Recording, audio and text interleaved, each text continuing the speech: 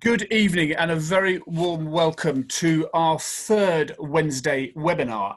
We are just going to take a pause before we get Facebook joining us. So you're joining us very kindly by Zoom, and it's great to have you with us. Very shortly we'll have Facebook along and we will start probably. But the great joy of you joining by Zoom means we've got a couple of poll questions and you'll be able to get involved with those. Unfortunately, for those who would be joining on Facebook Live, they won't be able to do that. I'm just waiting here. So thank you. So this is the third. The first webinar we ran was on keeping your horse fit. The second one was around limiting and minimizing equine disease and keeping your horse healthy from disease. Tonight is the first, as I'll mention, and the second on a series of how we can keep our horses the right weight, a big challenge for us. I'm just waiting for the thumbs up, and we are now live on Facebook. So good evening, everyone, and thank you very much for joining us for what is our third Wednesday webinar. And I'm delighted you've been able to join us. We've got people on Facebook and we've got people on Zoom. So however you're joining us, if you are on Facebook, we've got a couple of poll questions and you won't be able to take part in that. So please do register for Zoom if you would like to. But what we wanted to do through these webinars is bringing in some external speakers, but also some of the World Horse Welfare team to share our experiences and help us make all of us better able to look after our horses. I'm delighted to welcome Dr Teresa Hollands from the University of Surrey and our very own Sam Chabot, who's our head of UK support. We want to make this interactive. So if you are on Facebook, please share the live video. And remember that we are recording all of our webinars, so you'll be able to catch up afterwards, and please do share that link with people. We've got two presentations, then we've got time for question and answer. So please either use the Facebook comments feature or the chat function on Zoom and keep those questions coming. I promise to get through as many as we can when we go through. As I say, if you enjoyed today's session, then please join us for our other Wednesday webinars. We're running them every fortnight throughout the summer and certainly till the end of September. And in that time, we'd love to hear if you think we should be covering a topic, then please let us know by emailing us at education@worldhorsewelfare.org. So we've got a couple of poll questions. All being well, we're going to show you the first poll question now. Oh, in fact, no, this is where I have to be serious and actually realize I've got to share my screen with you, so I apologize for that. Give me 1 second. You would think we've prepared this very well, but unfortunately you leave me in charge of anything and it's not. So give me 1 second, we'll just share that. Now this is, I'll give you a health warning. This is not clearly the way we would normally want people to assess a horse's condition. But clearly we are virtual and therefore it's a bit tricky to do it any other way. So this is a very simple question. How would you describe Dollar's body condition? Dollar is a 14-hand gelding and you've got every option from being very underweight to being very overweight. This is not a test, so please just tell us what you think of Dollar's condition. Now, whilst you're thinking about that, I thought we'll just go on and show you a little bit about World Horse Welfare, which is a charity which at its heart is all about supporting the horse-human partnership. We support the responsible use of horses in sport and advise sports regulators across the world. We're the largest equine rescue and rehoming charity in Britain, but we also work across the world, currently in 16 countries. We provide care, we promote research, we shape laws, and we help raise welfare standards through education, which is obviously what the webinar series is all about. And this is all about supporting us and you as owners.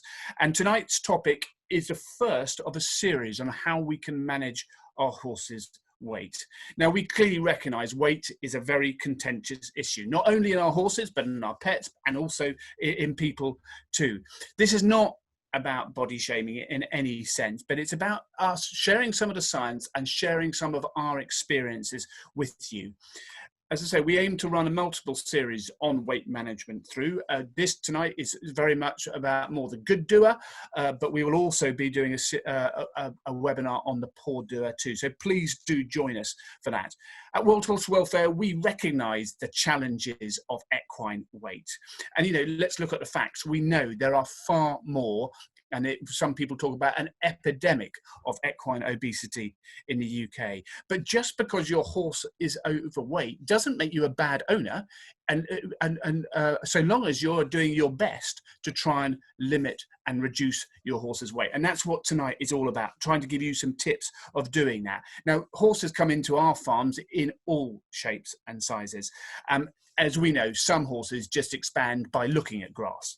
So we wanted to call on Teresa and Sam, who have got a wealth of experience in this area, to be able to share some of the science, as I say, some of their experiences and what has worked, and as importantly, maybe what has not worked. Now, before we move to introducing Teresa, in theory, we will have an answer to the panel. Look at that. So a very clear steer that I got 51 and 46 is over 90%. In fact, it's 97%, because 3% reckon it's about right, and then the rest think it's overweight, with nearly half thinking very overweight. Well, I will leave that there, because I know Teresa is going to come back and talk about that too. So now, if my slides work, it gives me great pleasure to introduce Dr. Teresa Hollands. You've got a great resume of Teresa there. She was actually originally a multi-species animal nutritionist, started off life in the canine world, then had a little bit of experience within the farming community, but has spent most of her time within the equine community, a long time at Dodson and Horrell, where we knew her so well. And now, I couldn't believe it, 6 years at the University of Surrey. So, as I say, Teresa has a wealth of experience. I can think of no one better to kick off our series on weight webinars than Teresa. Teresa, over to you. Well, thank you, Rolly, for those kind words. I'll try and live up to them. So the first thing I need to do is share my screen with everybody. So let me just do that and get the slideshow up. And I'm sure I'll get told if you can't see that right. That's all good. Excellent. Okay, so what we're going to be looking at today is the fact that 50% of our horses are at risk of laminitis and equine metabolic syndrome. And the question, I guess, we're wanting to think about is this related to weight?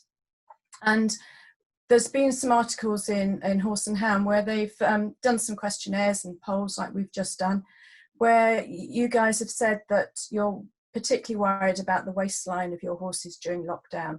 And clearly from that poll, you know what you're doing, you know you are worried.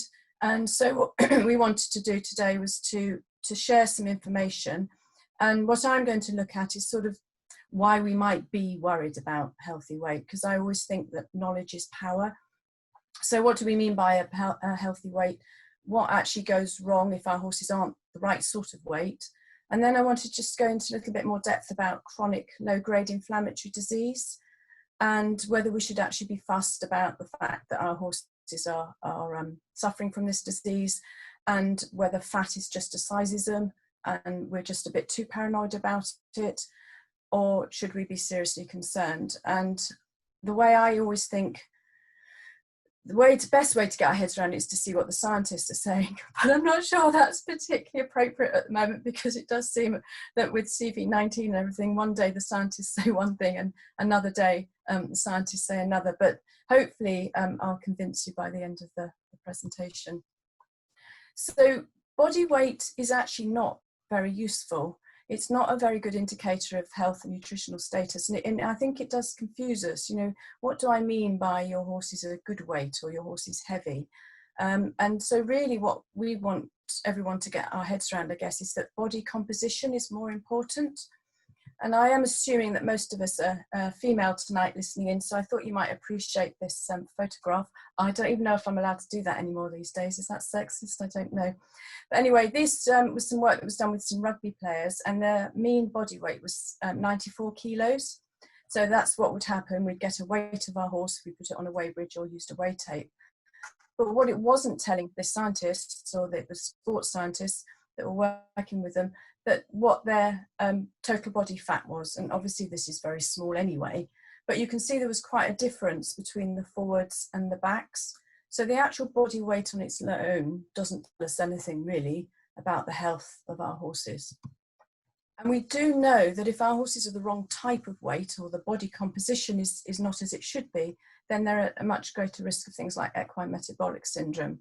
And as you probably know, that's associated with insulin resistance, sort of a generalized obesity. So where we start seeing fat on the horse's crests, for instance, or maybe on their bottoms, and that predisposes them to an increased risk of laminitis. And also just recently, the scientists have found out, the researchers have found out that if our horses are the wrong sort of body composition, so their weight's made up of the wrong tissues, they actually have a reduced response to vaccinations as well.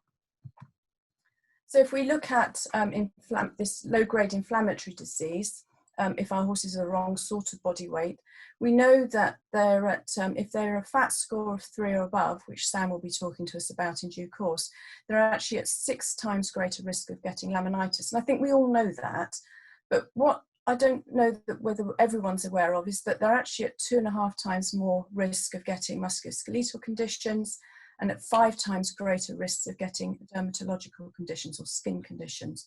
So, you know, why is this?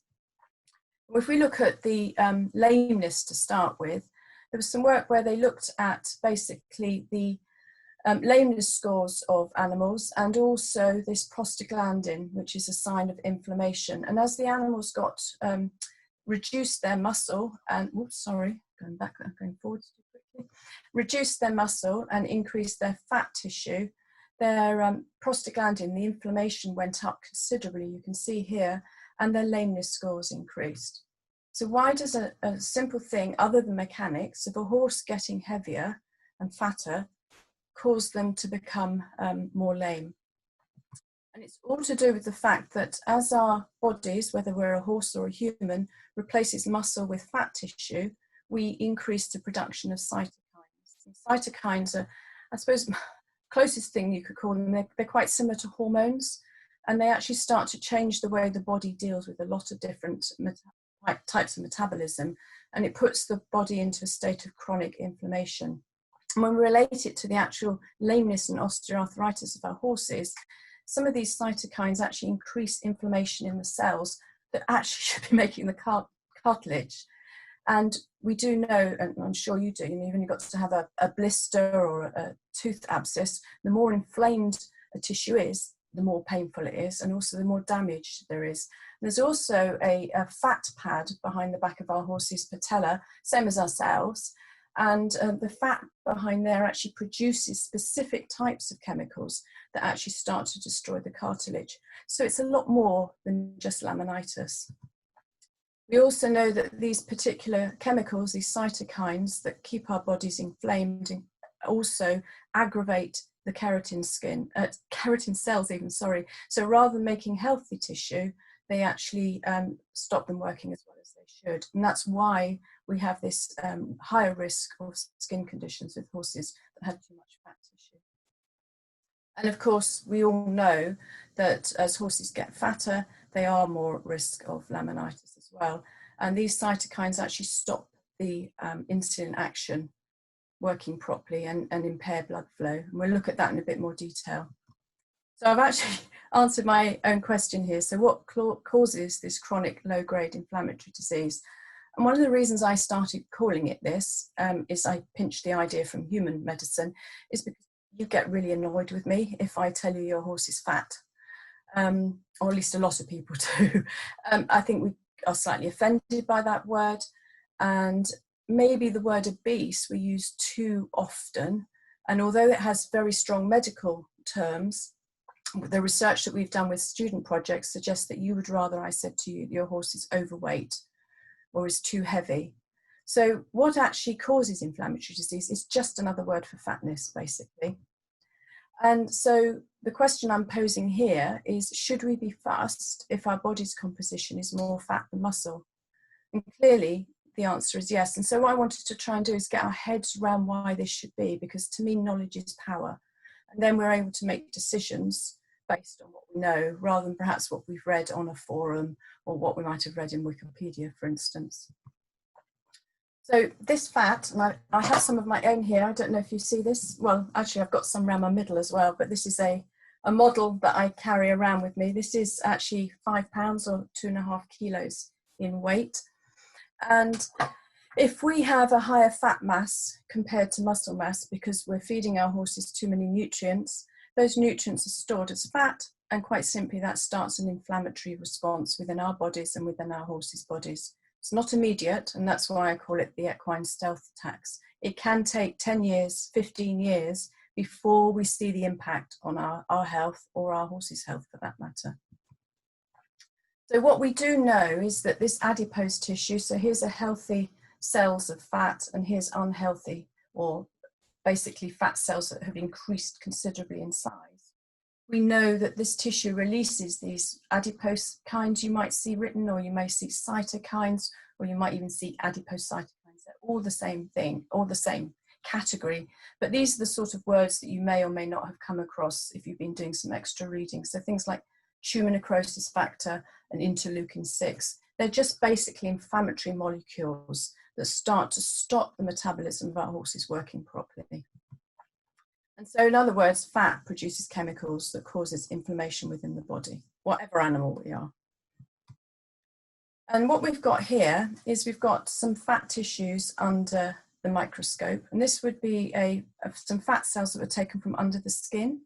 So, and you can see that they look quite different when we stain them compared to some fat cells that were taken from around the organ. So this mental fat is the fat that just wraps around and holds our stomachs and our horses' stomachs in the place that it should be. And the reason this is stained a different colour is because this is inflammatory. So it's showing an inflammation here. It's picking up that inflammation. And effectively, I suppose what we're doing by reducing the lean body mass or the muscle mass of our horses and replacing it with fat is we are actually killing our horses from the inside out, because we're changing the way they can deal with their nutrients. So I guess the answer to this is yes, it's nothing to do with sizeism. We should be fussed about fat because it's a welfare issue, basically, for whatever animal we are. It is the largest endocrine organ in the body. So in other words, it secretes more hormones than any other organ in the body. And these hormones, or the cytokines, will have effects locally. So it might have an effect on the horse's hoof, but it also might have an effect on the whole of our horse's body. And the one thing we do know is the more fat an animal has, the more that the fat function is deregulated, and the more inflammatory markers we get, and the more inflammation we get within the body. And so effectively what we're doing is we're changing our horse's metabolism. And this is really sadly a pony that didn't make it on the operating theatre. And this would be the fat that Sam will discuss with you on how we palpate on our horses, so we know whether they're fat or not, or how fat they are. And you can see here, because it has got quite a layer of fat on the outside, the way and the place where that fat's being stored is changed, and it's now starting to infiltrate through the muscle. So the more fat we've got on the outside, the more we've got inside. And also what it does is increasing the amount of extra fat that's actually circulating around in the bloodstream as well. So if our horses, for argument's sake, are 25 kilos overweight, then they're going to have 12.5 kilos inside or wrapped around those organs. And the other 12.5 kilos you can grope or manually palpate on the outside of your horse's body. And the other thing that's really interesting is that as the metabolism changes, our horses start to put fat on places on their body where you wouldn't expect to find them. So above their eyes, why are horses putting fat there? This crest, and obviously start building up around the shoulder blade as well. Right, so top line. Top line should be from muscle, not fat. All these photographs here are showing horses who have, here's our nuchal ligament, and again Sam will be talking to us about this in more depth, and everything above that is fat. There is no muscle above our horse's nuchal ligament. So this was again a pony that didn't make it on the operating theatre, and this was fat scored 4 on its neck. Here's its nuchal ligament, and this is the amount of fat, top line, that you would be palpating. I mean, you know. The reason that we're worried about this particularly, if we have this amount of fat on our horse's crest, this is what the mesentery should look like around the guts of our horses. This is what holds our horses' guts in place. And as they get fatter on their crests, you start to see this in the rest of their body too. So that by the time we get here, you can see that mesentery is completely covered in fat. That's killing your, I was going to say dogs then, sorry, your horses from the inside out. And we do know that our horses with equine metabolic syndrome, their fat is different, okay? So this was a biopsy taken from a normal horse, and you can see these lovely round, small fat cells here. And so the more small fat cells we have, as long as there aren't too many of them, the better our energy metabolism is, the better the energy metabolism for the horse, the better it can deal with its food. This was a biopsy taken from a group of horses that had equine metabolic syndrome. Look at the same magnification, in case you think we're cheating. Look at the size of this fat cell here. And that's what we call hyperplasia, and that's really bad, a sign of bad energy metabolism. So these horses, this is linked to insulin resistance, and also lots of blood and these inflammatory markers in the horse's bloodstream. And we do know that you get more of these chemicals, these cytokines, being produced from the neck compared to fat around the horse's organs. And these horses that have this high neck fat have much worse insulin resistance and, of course, an increased risk for laminitis. So that's why we worry about chronic low-grade inflammatory disease. And the reason it's associated with an increased risk of laminitis is because the effect it has on both insulin resistance and blood flow. So I think the easiest way to get our head around laminitis is to think of it as the horse equivalent of a human heart attack. Same things are happening in the body, but the target organ is different. So whether we're a human or we're a horse, we've got high insulin, we're insulin resistance, we've got this chronic inflammation, and over time that changes the blood flow around the body. With us, we have heart attacks. With our horses, they get laminitis. And there's thousands of research papers that back that up now. And just in case we're still in doubt, more people have looked at this, and what they found is that horses that have had laminitis, so they're not suffering from it now, but they have had it, have increased one of these cytokines, the tumor necrosis factor, compared to horses that have never had laminitis. And horses that are currently undergoing laminitis have increased levels of these cytokines in their lamellus tissue. And what's really fascinating is that they've actually got receptor genes within the laminitis tissue as well, laminar tissue, for these chemicals. So they're going to act there really almost too effectively, I guess. And the challenge we have is that the longer we're fat, or our horses are fat, the higher the risk. We all have horses that get fat over the summer. It's life. If they lose weight during the winter, they'll never get ill. But if it's continuous, then it's going to get worse. And I suppose the question we should be asking ourselves, is it as simple as energy in versus energy out? So really it should be quite simple to solve, shouldn't it? If we feed our horses less calories and exercise them more, can't we dissolve this fat and keep them healthy? Well, no, it's not. And 10 years ago, I would stand up and say, it's quite straightforward. We need to feed them properly. You can't change a horse's biology. I was wrong. We can, and we do, and we're doing it to ourselves as well. And it's this study that is called Epigenetics. And basically, suboptimal nutrition, so that could be overfeeding or underfeeding, changes the genes that are switched on or off as our horses are foals. So while they're still in the mare, so either late fetal or just after they've been born. And the pre-programming of those genes depends on how we've been feeding the mares. And it's the same with ourselves. So we know that suboptimal nutrition of young babies while they're still inside their mums actually increases the risk of obesity in early childhood. And interestingly enough, we found this out not from work on animals, but from work from ourselves. And it was a particular cohort of people that were born to mothers who were suffering famine just after the war. And individuals that were born during that time, or just after that time, suffered more from obesity, glucose, and chronic heart disease compared to, as adults that was, compared to people that were born either before or after the famine. And what's fascinating is they passed that risk factor on to the next generation. And so what they've been doing now is trying to work out why that is. So for instance, if you take sheep, if you feed low protein to a sheep, you get an increase in cortisol in the mum because she's stressed. And what happens is the lambs are born with insulin resistance. They're born with insulin resistance. And they're still trying to work out why that might be. But basically, some of their genes have been switched off so that they're no longer able to deal with the energy as they would be expecting. And if you think about our horses, you think about our native animals, they would be the ones that probably have been undergoing these epigenetic changes for a while.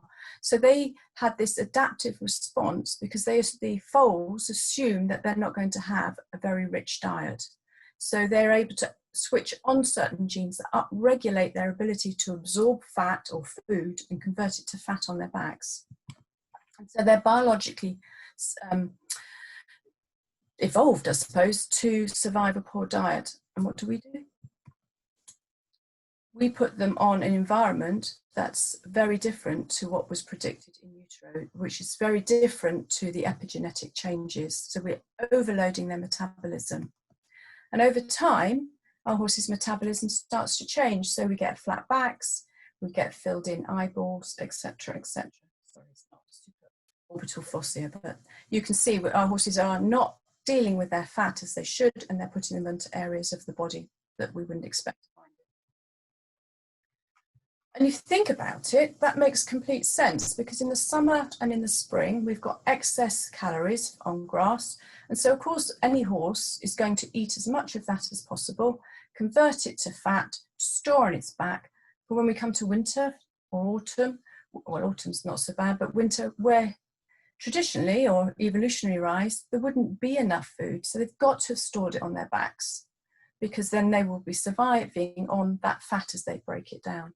And that's what we see in the wild. So these are some wild horses, and they've tracked them over a period of years, about 6 years. And this is their summer weight, and then this is their winter weight. And you can see that they actually lose 8% of their body weight in the winter. And if we convert that for a 500 kilo horse, that's 40 kilos. They should be lighter by 40 kilos, and that weight loss should be fat. Okay. And if that happens, and this was done as a research project, but obviously if that happens naturally, you can see here, we've got horses that are fat, and you can see what their insulin levels are. So if this goes on for a long time, they'll become insulin resistant. As they lose weight, so they go down to 192 kilos, they come down to a low body fat score, and look what happens to their insulin. So if we can get that cycle in our horses, if they're leisure horses, obviously it wouldn't work for competition horses, and you're happy to accept some winter weight loss, then they won't get low-grade chronic inflammatory disease. So we are changing our horses' biology. So we do know that native ponies are more likely to get fat. We know that the diseases such as laminitis are more commonly found in ponies. And we do know that an overweight mare is actually going to produce a foal that might not be fat when it's born, but it has more adipocytes, so more fat cells compared to the number of muscle cells. So if they do get a rich diet, then those fat cells have the capacity to expand very quickly. So fat mares are passing on that risk of adiposity. And I think these two pictures probably show better than I can say. This is a working hunter, and this is a working hunter. I won't say anything. And then I just want to finish by thinking about the fact that just because we have good doers and they're susceptible to doing well, does that mean they're destined to become obese or overweight no matter what we do as owners? And no, they don't. We do know there are certain animals or certain breeds that seem to be, they're starting to find out, have certain genes that do make them more susceptible to equine metabolic syndrome. But as it says here, it's actually influenced not just by genetics, by environment. So we have to assess the risk. And unless all these pieces are in place, then our overweight horse shouldn't go down with chronic inflammatory disease. So if we look at this, for instance, so let's say you have got a native animal or a cob or a warm blood that seems to be genetically predisposed to being obese, but you're controlling calorie intake and we're exercising them well, then they're never going to go into a high risk group. But if we aren't able to do that for whatever reason, then we put the inappropriate environment, too many calories, not enough exercise, they are genetically predisposed, and then straight away they do fall into that high risk category. So we've got to look at our animals individually, and we've got to think about the pieces that and the different aspects that we can look at and manipulate or manage, I should say, in order to minimize these risks. And it does take time. So again, you may listen to people that say, well, we've got 10 overweight horses in the field and they've never had a problem, or we've only had one that's had a problem. So if you look at this particular paper here, for instance, their conclusion was that as the horses gained weight, they saw absolutely no increase in these inflammatory markers, and they showed no indication of disease rather, but they were young horses and they only fed them for 32 weeks to increase that weight.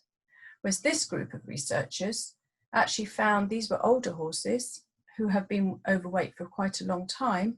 They found straight away, as soon as they reduced the body weight of those older horses and the fat mass came down, those inflammatory markers came back down. And they wondered whether that was, so they then swapped them over and they put them back up onto that weight gain diet, and immediately the inflammatory markers came back up again. So I suppose what we're saying is a healthy body mass is actually the single most effective evidence-based support for healthy longevity. So what we're wanting to do is maintain a healthy body weight by minimizing the amount of fat on our horse's body. We want to reduce the fat cells, increase the muscle cells, and that basically increases the health span of our horses. None of us have an overweight horse intentionally. We never over or underfeed our horses intentionally. But one of the highest risk factors of our horses being overweight is being on a yard with other overweight horses, because it becomes normalized. We have a red rosette on this pony.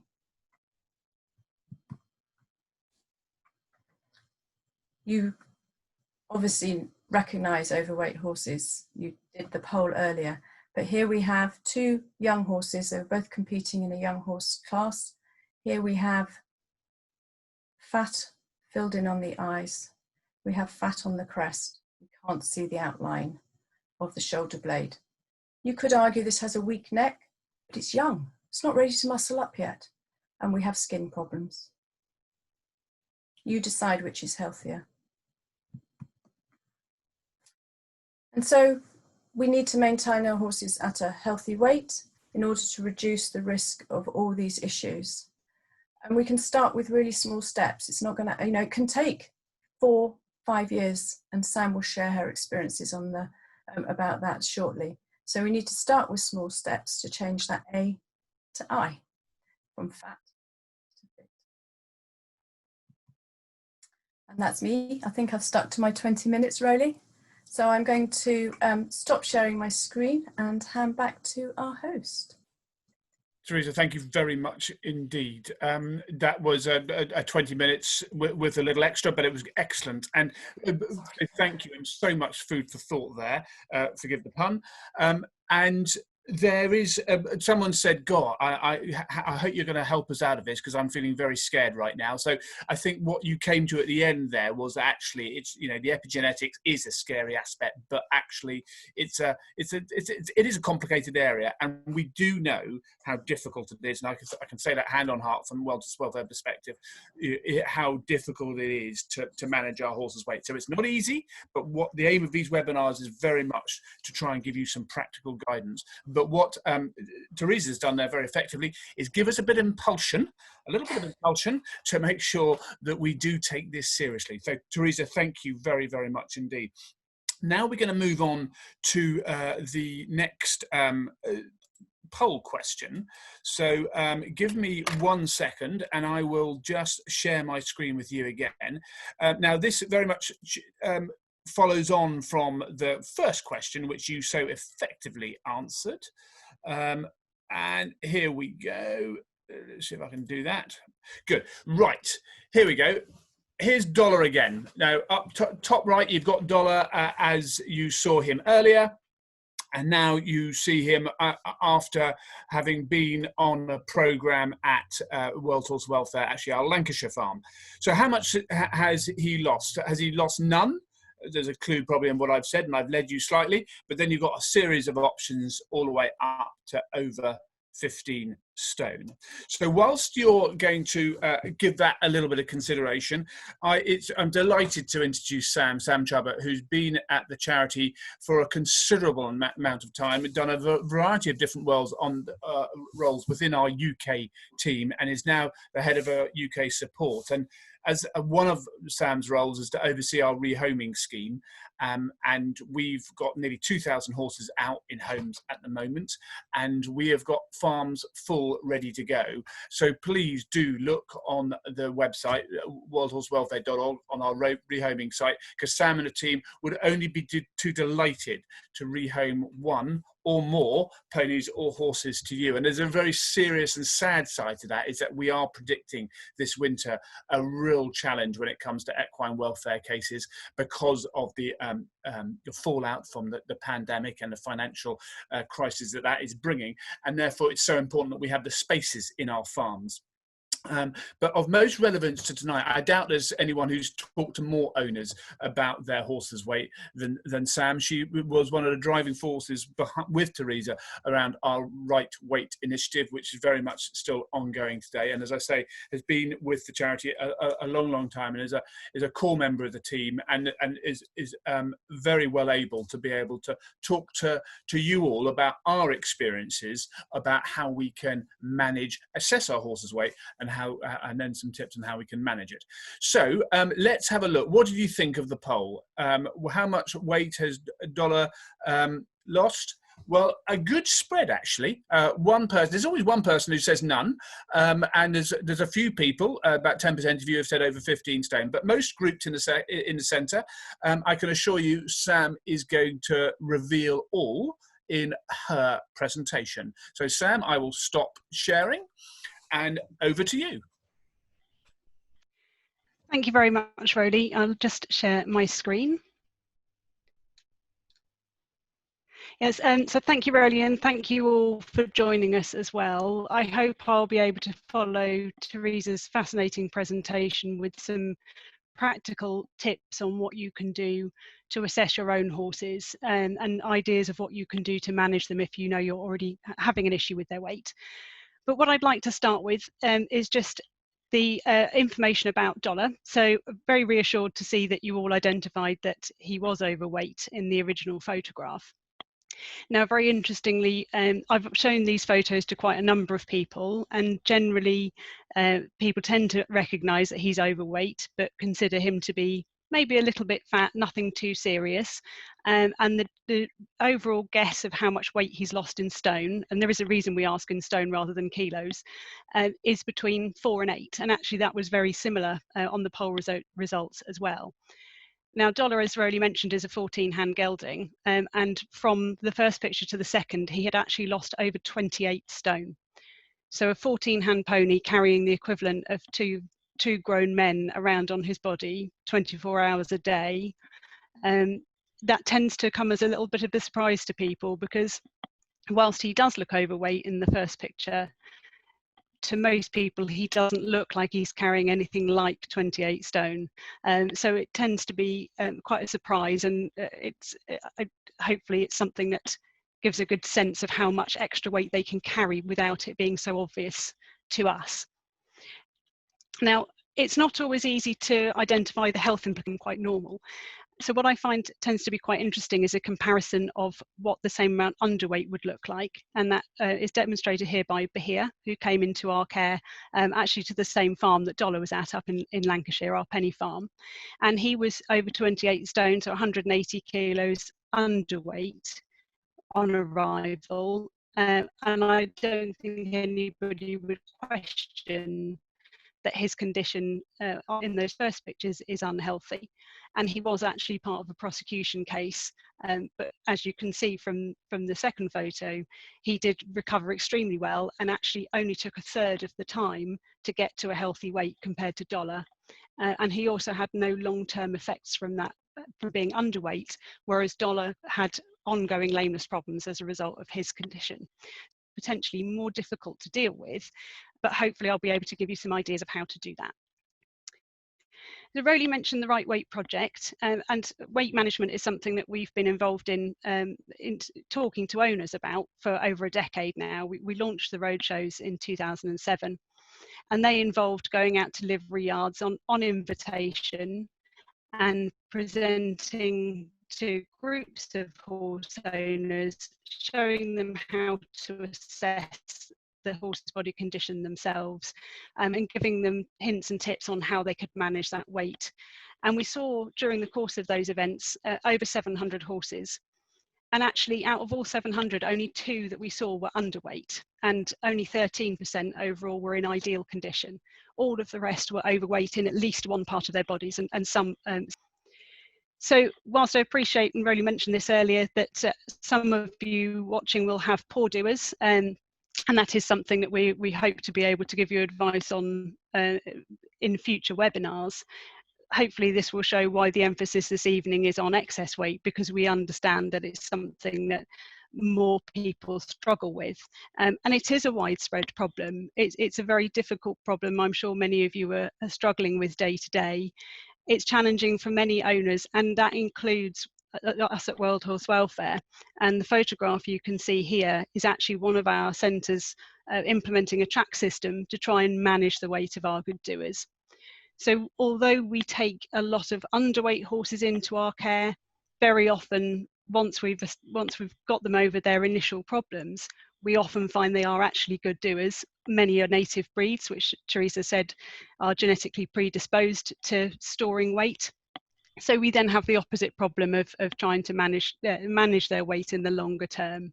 So it is a challenge, and it's something many people find difficult. There are no quick fix. So what I'd like to do today really is help you establish the current situation with your horse so that you can consider what changes are needed, if any. And the key to this really is fat scoring. It's also known as body condition scoring, but we refer to it as fat scoring because it is fat that you're assessing. We're not looking at muscle tone or coat condition or any other parts of the term condition. We are looking purely at how much fat the horse is carrying. And the reason that we look at fat specific breeds and horses in different workloads, and it still be an effective system for assessing how much fat they're carrying. So weight is very useful. Knowing the weight of your horse is critical for getting the dosage of worming right, for example, and it's also extremely useful for monitoring any changes. But as Teresa touched on, knowing that weight doesn't tell you whether that's the right weight for that particular horse. So having a conjunction of weight and fat score combined is the most effective way of working out whether your horse is at a healthy weight and maintaining it there once you've reached that point. So we always encourage owners to fat score regularly, so probably weekly or fortnightly, and record the results. It's really important to make a note because that way you can track trends and you're not going to see overnight changes, and you may have good weeks and bad weeks. But if you can see the longer term trend, then you can work out what things are working for you, what changes are working and what aren't, and keep things going in the right direction. Now, the key with fat scoring is this, it shouldn't be a visual assessment. And as Rowley said earlier, asking you to assess Dollar's condition by looking at him was a little bit unkind of us, because it's very, very difficult to get an accurate assessment of body condition by looking.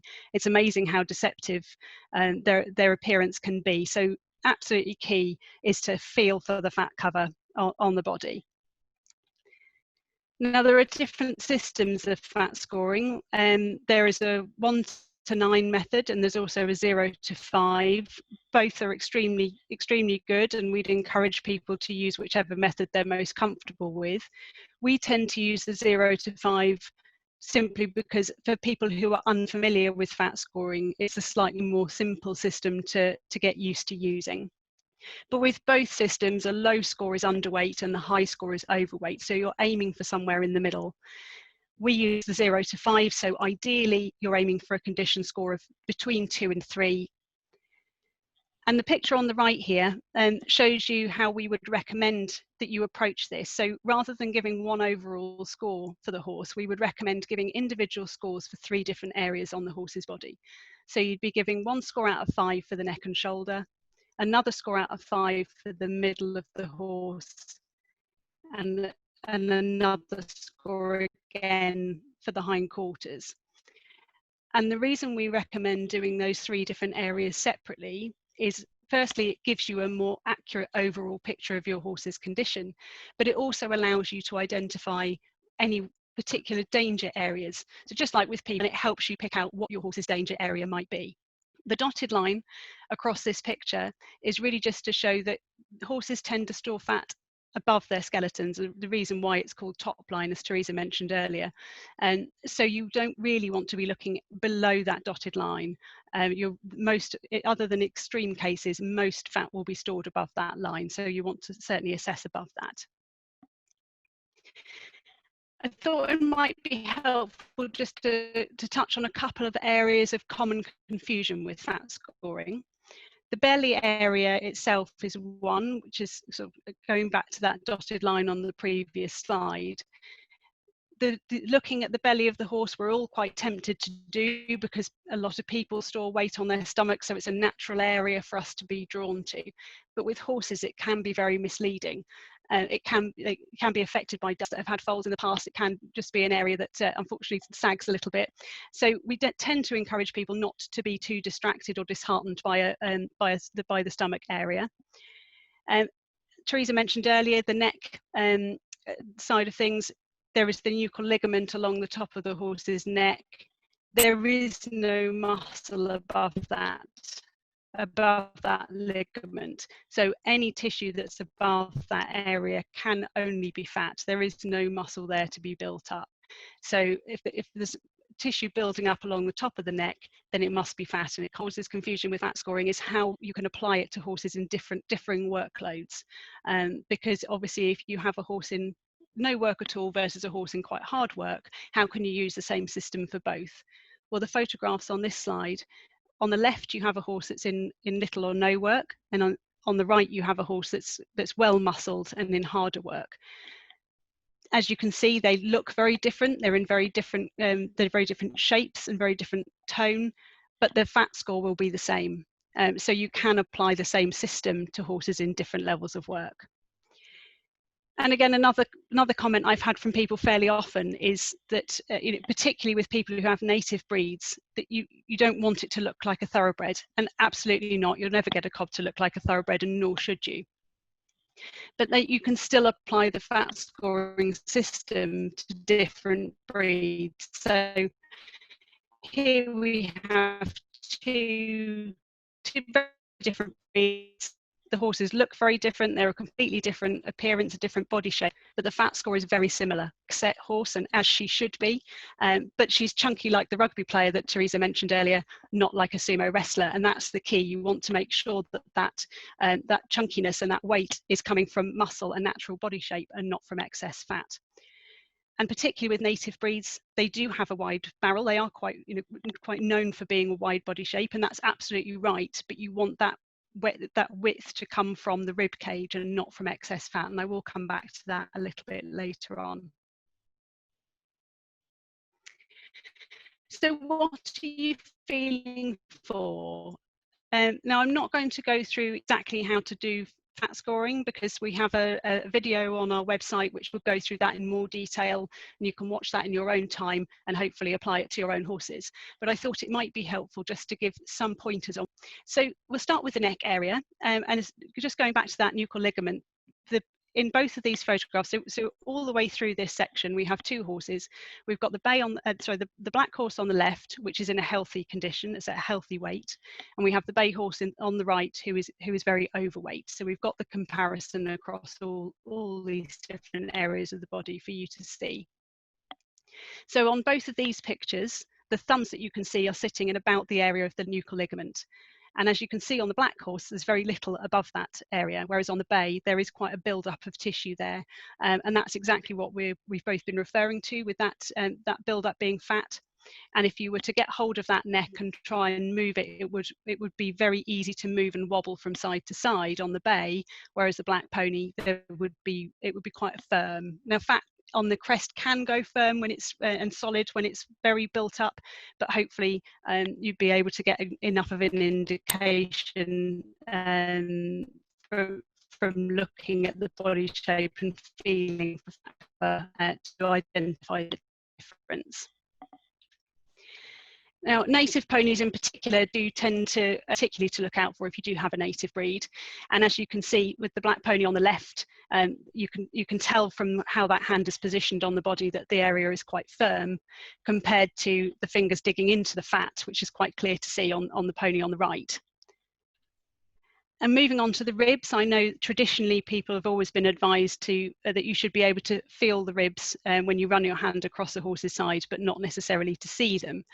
Now, I think you can tell quite easily from these two photographs that being able to feel the ribs on the black pony on the left is a possibility, but you can see how there would be no. I know from speaking to the person who did this fat scoring that there were no ribs at all that could be felt on that pony. So again, it's just a case of feeling all the areas in the same way you might be familiar with for the ribs. It is worth noting that the last 2 or 3 ribs will generally be easier to feel and potentially easier to see, but that's absolutely fine.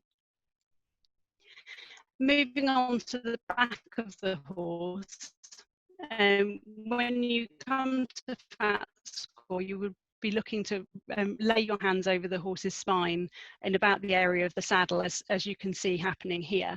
Where the hand is relaxed over the spine, there is a natural curve in this hand, compared to where the fat has built up either side of the spine, and you can see how flat the groom's hands are here. And in fact, on this pony, you can actually see the gutter forming down the spine, and that's because fat has built up either side. Now, just going back to the Welsh cob on the earlier slide, you should still, even with a wider, chunkier breed like a Welsh, you should still get that curve over the spine, and then it should drop away and the width should come lower down on the rib cage. So you should still get this on whatever breed it is. You still want to get that curve of your hand over their spine.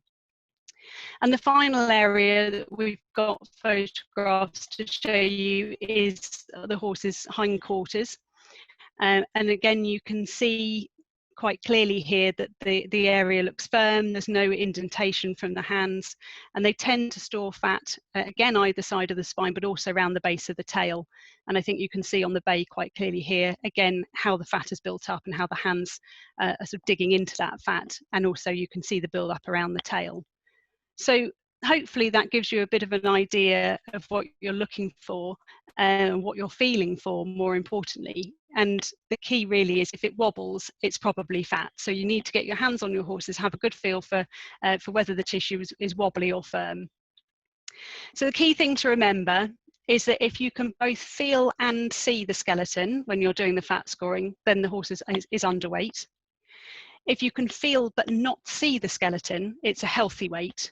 But if you can neither feel nor see the skeleton, then they're overweight. So what you're aiming for with all of your horses is to be able to feel but not see certain parts of the skeleton. And those areas that you'd be assessing are covered in more detail in our fat scoring videos or our right weight videos online.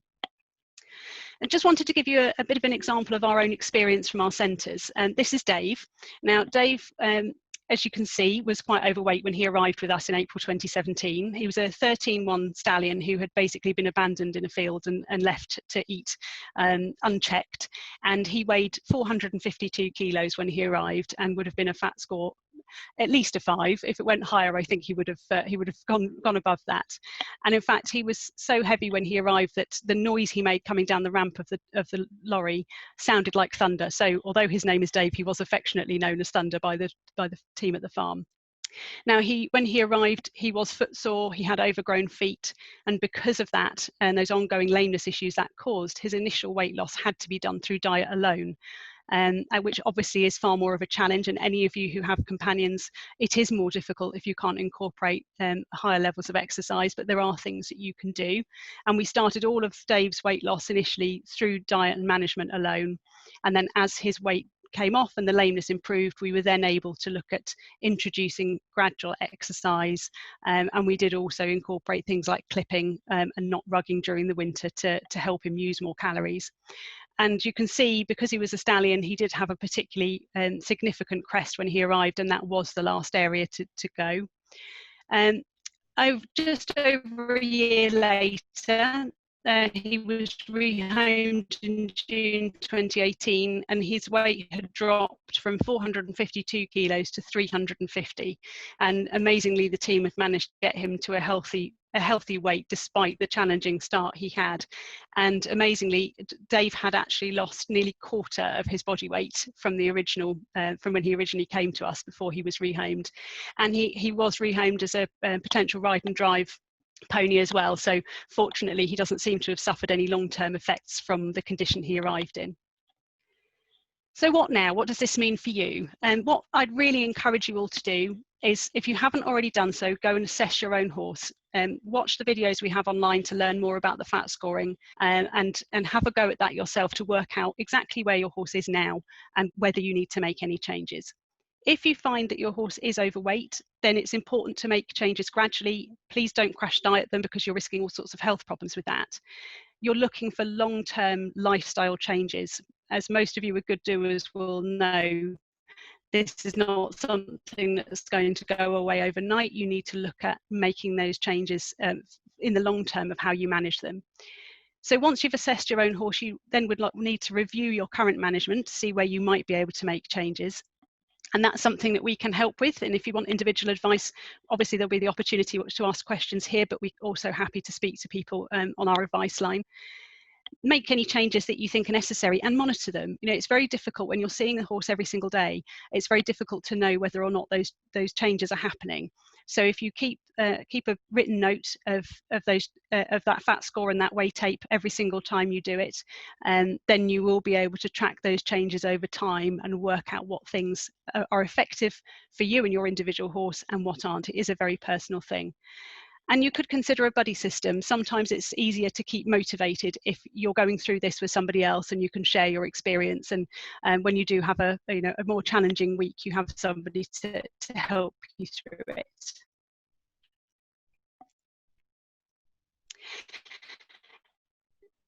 So I don't want to eat too much into the opportunity for you to ask individual questions, but just to touch very briefly on the sorts of things you know about reducing calorie intake and increasing calorie expenditure. But that it's one thing knowing to do it, it's another knowing how to do it. Reviewing what you're feeding your horse is an obvious thing, and try to be as objective as you can. And again, we can try and offer guidance on that if that's of any help. There are lots of different ways that you can restrict grazing, and there are lots of imaginative and creative ways of doing that. And again, it's what works for you in your individual situation. It's really important to maintain the bulk of food going through the horse's diet, but making sure that that's in a low calorie form. So there are things that you can do to help with that, like soaking hay to remove some of the sugars and the calories. And you can also, in some cases, consider feeding straw mixed in with the hay. That is something that we can offer individual advice on, because it's not suitable for every horse, but it can be a way of bulking out without adding extra calories. So keeping the horse full and happy, but without adding to any weight problems. In terms of increasing the calorie burn, then increasing exercise or trying different exercise. And even with non-ridden horses, there are still things you can do, like walking them in hand or doing agility. You can also use different methods of turnout to increase their exercise. So things like track systems and non-grazing turnout, turning out with another more playful horse to encourage movement, anything to help burn calories whilst they're out, and switch them away from eating the whole time. And as Teresa mentioned, using those seasonal changes. So it is a long-term thing. Obviously, we're at the wrong time of year for that at the moment, but when it comes to winter, think about whether you can rug less, maybe even consider clipping a horse that is particularly overweight, and getting them to use more of their calories in the winter as they naturally would, because that will then allow safer weight gain when it comes to the spring and summer months. So that's really all for me. As I say, we've got plenty of information on the Right Weight pages of our website. We also have our advice line, which you'd be welcome to call for free advice. It's open in normal business hours. And we also have plans, as Roly mentioned, to do more Welfare Wednesday webinars on weight management. So if you have particular areas you'd like us to focus on, then please do let us know, and we'll be happy to try and help with those we're with now. Thank you. Sam, brilliant. Thank you so much. I forgot to say, there was a few times there, rather like riding my cob home, you slowed down a few with the internet from Norfolk, and it's sort of, and I thought we were going to have to sort of intervene, but it was brilliant. So you caught up, and it was perfect. So thank you very much for that. And it was great not to have to turn your video off, because I know that sometimes is a way of making it work. So listen, lots of questions. It's 8 o'clock. We should finish at 8:15. But if we're good, we might be able to get a few extra minutes. So let's kick on. Sam, you showed in one of your photos, there was a whey tape I saw. How accurate are they? They do vary, and it will vary slightly from one breed to another as well, and from one whey tape to another. But the key thing really is they're fantastic for monitoring change. So from a weight management point of view, that you want to be able to pick up on those changes. So providing that you're using the whey tape at a consistent time of day to make sure that there's not any fluctuations in body weight depending on what stage they're at in their eating and drinking behaviour. And if you're using it in a consistent position on the horse's body every time, then they're absolutely fantastic for picking up those changes in weight. And it doesn't even need to be a whey tape. If you don't have one, you can use a piece of baler twine where you mark off on there where they sit 1 week, and just keep a track of that from 1 week to the next as well. Perfect. Thank you, Sam. Teresa, obviously we're going to be talking, we've got plenty of other webinars around this, as Sam's just said. So around nutrition, there's an interesting question here. You obviously talked about total calorie intake, which is really important. But if you get the balance of your ration wrong, can that also cause obesity? There's some evidence in humans and other species that if we spend too much time eating empty calories effectively, so you're not balancing your micronutrients, there's a straight line correlation between low intake of vitamins and minerals and the risk of obesity. And the other thing that animals do, horses included, is they eat to satisfy their protein requirements. So if we're feeding them low quality food, for instance, they will try and keep eating until their protein requirements are met. So yes, it is possible, but then obviously you wouldn't have had your balance right. So it is important to speak to people and chat, and you know, all feed companies have nutritional helplines that are there to help people, and of course World Horse Welfare as well. So we have feed programs that you can work these things out for people. And sticking with you, Teresa, question here: should we be more concerned about fat horses in the summer or winter? Well, if we're trying to imitate natural, then obviously our concern would be to continue. If our horses are still fat in the winter, that would be our biggest concern. And we don't want us all obviously to go the other way, but I'm relatively relaxed if I can see ribs as leisure horses come out of the winter, assuming we've not been riding them very much, because what they will have lost is fat, but also obviously some muscle as well. And those bottoms that Sam showed us, it was really clear. The one on the left was the outwintered thoroughbred that hadn't been exercised, and it lost its beautiful muscles that the other one had. But we don't want to see that replaced by fat. So yeah, we want to see fat come off our horses in the winter. That means it's then safe for them to put fat back on through the summer. But as you saw from that graph I showed, if it keeps going up, what happened with those wild horses is those that had the increase over that period of time were the ones that went down with laminitis. So that long-term insidious gain we've got to really be careful of. Thank you. Sam, you touched on this in your presentation. What do you think of topping up forage with good quality straw? And so, yes, sometimes is the answer to that, but you're saying that we should have a conversation with World Welfare or others to actually take advice on that, because it doesn't work for all. Yeah, absolutely. And Teresa will probably have a more technical view on this than I would, but certainly because straw is coarser than hay, some horses, if they don't have the best teeth, for example, and older horses can struggle more to grind the fibres up, and then you can be at increased risk of things like colic. And I believe there is also some evidence that it can be a bit of an increased risk for ulcers in some breeds as well. But native ponies in particular, I think, tend to cope pretty well with straw. So it's about mixing it in appropriate quantities and monitoring how they cope with it to make sure that you're not inadvertently causing a different problem by trying to manage the weight. That's come through quite strongly in both presentations. The fact that this is not a one-size-fits-all, again, forgive the pun, issue. It's a matter of trial and error, isn't it? Yeah, very much so. And I think finding what works for everybody's setup is different. You know, people who have their horses at home have more flexibility than some people who have them on livery yards and perhaps can't manage their grazing in the same way. So, you know, horses that can be worked versus those that can't, is very much around picking and choosing what works for you and your horse to make sure that you're getting things right and not causing other problems. Brilliant. Teresa, can a horse being overweight affect their working capacity or performance? Yes, indeed, it will do, just like ourselves. So as I showed at the beginning, you're going to start putting mechanical stress on the bones, but before even they get that heavy, you'll start getting these cytokines around the joints from the fat that are affecting inflammation and stopping the cartilage working properly.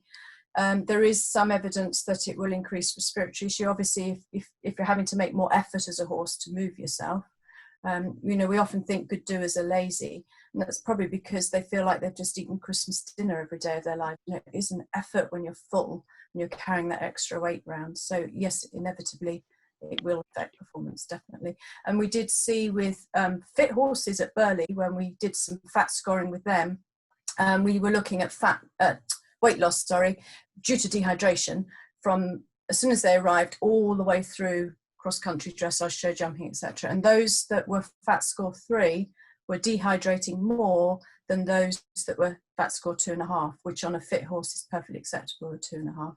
So it was 2.5, 2.5.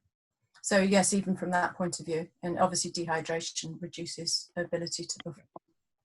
And one thing I'd just add to that is it's very tempting if you have an overweight horse that seems quite lazy to want to give them a feed for more energy, but actually that can be counterproductive, because by feeding for more energy you're giving more calories, and if you're giving more calories you're probably putting on weight, and where actually you want to do the opposite, reduce the calorie intake, make sure it's quality nutrition, but then lose the weight and they'll increase the fitness.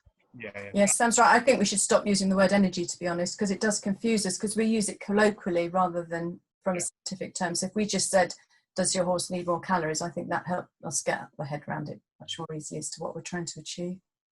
Sam, you talked about shape, and there was a question here that someone's struggling. Their mare 17 has high withers and a drop belly, which is barrel shaped, now appearing fat, but potentially actually visually underweight on rear quarters. So overall loss of fitness and shape and that's happened during lockdown. So actually, where the animal is fat and its shape can be misleading. Absolutely, and change in work, particularly, you know, where older horses are retired and things like that, you will get a completely different body shape when they're out of work. And where horses haven't been exercised as much in lockdown, you'll be getting a sense of that as well. So that's where it's so important to get your hands on and feel for the fat cover and feel for the condition, rather than just trying to do it by eye. And that way you'll hopefully get a much better sense of whether that horse has lost weight, or if it's just simply a body weight change because of the change in workload, and that will then build back up as the exercise does. Absolutely. It's really important, sorry, as I say, it's really important to remember where our horses' stomachs are. They're tucked right up underneath their rib cages. They're not underneath their rib cages, just like ours is tucked up under our rib cage. What we're feeling when we get that bloat is our lower guts, and that's what you would see on the horse too. It's not their stomach. And also, as you say, Teresa, if they've been out of work for a period of time, then you will start to lose that muscle tone. And as I mentioned earlier on, if you have got a loss of muscle around the abdomen, then you will get that natural relaxation, which makes it look worse than it is. I can relate to that. We all can. I just noticed, Karen, you've put your hand up on, but if you can just drop your question on the chat function, we'll try and pick it up. Quick one for you, Sam. Dollar, what in the second picture? I don't know if you did fat score Dollar, but what the question here? What condition score would you give Dollar in the second picture? Do we know what it was? I don't know what it was. He was actually before my time, but I think he would probably be a 3, maybe in some areas even a 3.5. Teresa might have a view. I can see her nodding. So he potentially still could have done with losing a little bit more. He certainly was very far from being underweight, but a lot healthier than he was before. Yeah. Teresa, one for you. Someone said they often hear that the crest has to be hard to be of concern. Is it okay if it's fine if it's soft and moves, even if above the nuchal ligament? True or false? False. Well, the trouble is any fat above there, as we've seen from the work that they've been doing at Edinburgh and other places, is that's the area that produces more cytokines than anywhere else. So as soon as we start getting fat above there, if it stays there for a period of time, we're putting our horses at risk. You're right, I'm not sure who asked the question, but you're totally right to be worried about hard fat, because what happens then is those big fat cells have actually died and gone solid, and so in other words, that the sort of the inflammation will be even worse. And that's why the old farriers would say to us, I'd feel a solid rock hard crest and go, oh, that'll get laminitis tomorrow, because that's the tail end of that risk, basically. So any crest we should try and get rid of any crest. Thank you. Sam, there's been a couple of questions about grazing muzzles, and obviously we could talk a lot of time about grazing muzzles. How long should you use them for? Do they work? I think the key is, as with all of these things, it's very much down to the individual horse. So some will tolerate them extremely well, and in a lot of cases, if you're facing the choice of stabling your horse for 24 hours a day versus turning out some of the time with a muzzle, then that can be the better option for their well-being. But some don't tolerate them at all and get incredibly stressed whilst they're on. So it's very much a case of trying it and seeing, introducing them gradually and monitoring how the horse is coping. There is actually the National Equine Welfare Council have some grazing muzzle guidance on how to use them and introduce them. So if somebody is contemplating that, that's definitely worth looking for that, and also we can offer individual advice as well. Through that advice line, and often people think if they put it on for 20 hours a day and take it off for 4, then that will be fine. But actually, research shows they'll just eat in 4 hours what they would have eaten over the 24. So it can be really difficult, can't it? Putting a grazing muzzle on, you feel cruel doing it. Yeah, absolutely. Psychologically, it's very difficult, and I'm sure Teresa will have much more handle on the research in terms of how they react when they're taken off. But yeah, it's definitely, you have to manage it right to make sure they're not overcompensating. Sorry, Teresa. No, you're right, Sam. So I think the important thing is, if you can't, well, we shouldn't keep them in a stable. You think about it, it's keeping them in bed, and none of us lose weight if we stay in bed all day. But a lot of horses don't like the muzzle. So when you do take it off, the important thing is only allow them access to something that's lower in calories than the grass would have been. So soaked hay or straw, and then they can eat more, because obviously they're eating the bulk, but the calorie intake's still staying low. But if we turn them back out onto that grass, as Sam says, the work has shown that they will compensate, and they can consume nearly 2% of their body weight in that 4-hour slot, which is what they should be eating over 24 hours. The questions are coming thick and fast. Nice and brief answers if we could. How long do you soak hay for, Teresa? 12 hours. 12 hours. Sam, any different? Nope. No. It's interesting, actually. I was on a discussion the other night with BHS Scotland, and there was a view that actually if you soak it for too long, then there's risks of sort of the water getting toxic and there being side effects from that. Why do we say 12 hours, Teresa?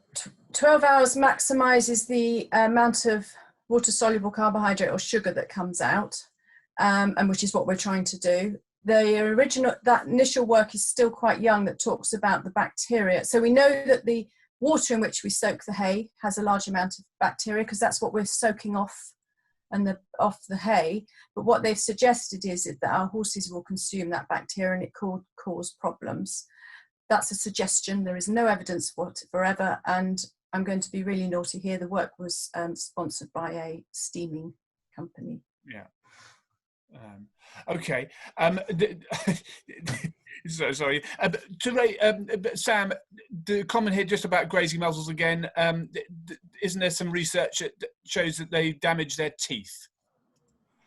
I think they can do if they're not used appropriately and if they're not fitted properly. So it's definitely, you've got to make sure that it's fitted properly and managed correctly. Teresa may know more about that research than I do, but it's definitely a case of working with the individual and making sure that they have to be able to get some food through it. And if the grass is too short, then they'll be pushing too hard down onto the ground to try and get that grass. So you need to make sure the grazing is right for using a grazing muzzle. But if you get all of that right, then hopefully you won't get too many problems. And again, it's about, you know, which is the best option to go for out of potentially several non-ideals. Yes, absolutely. Brilliant. There's so many questions coming in. I'm drowning, but you're doing brilliantly. Just to focus, we've put up the link for that, the National Equine and Nuke advice on grazing muzzles. I also just want to highlight now that Sam talked about track systems, and we are part of a wider collaborative group looking at people's experiences around alternative grazing systems. So we're going to put that link up in the chat function as well, and it would be great if you could take part in that survey and also share it with your friends and colleagues. That would be good to get a really good feel back for that. There's a question here.